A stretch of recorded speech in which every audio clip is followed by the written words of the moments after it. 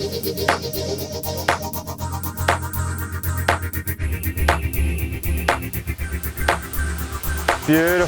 North Queensland permit on the flats on a floating crab nonetheless.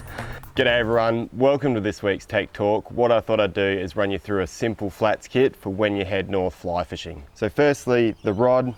If I had to choose one, it'd be the Primal Mega 9-weight. Because it's generally windy up here, a 9-weight punches those flies into the wind quite nicely and it'll cover all the species you're going to find on the flats.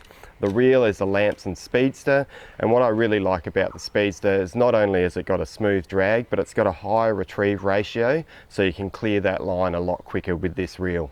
So I carry two lines with me.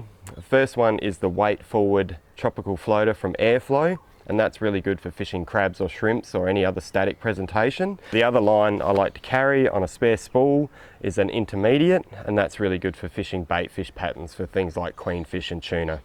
So leader selection is simple. You'll need some 20-pound and you'll need some 40-pound, and I really like the Platypus Stealth Fluorocarbon, and I keep a spool of both 40 and 20, and that covers both bases. So I'm using 20-pound when I'm casting at things like permit, and then I'm using 40-pound for when I'm casting at things like tuna or bastards or tuskies or things that pull that little bit harder.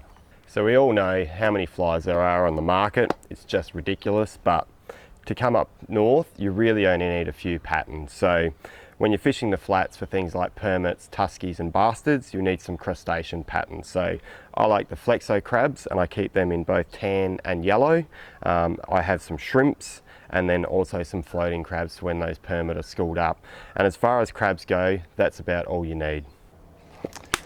So as far as baitfish patterns go, once again, there's so many different ones you could use, but quite simply, a white bucktail clouser on a 1/0 hook will catch you all your pelagic species like queenies and tuna and anything else that eats bait.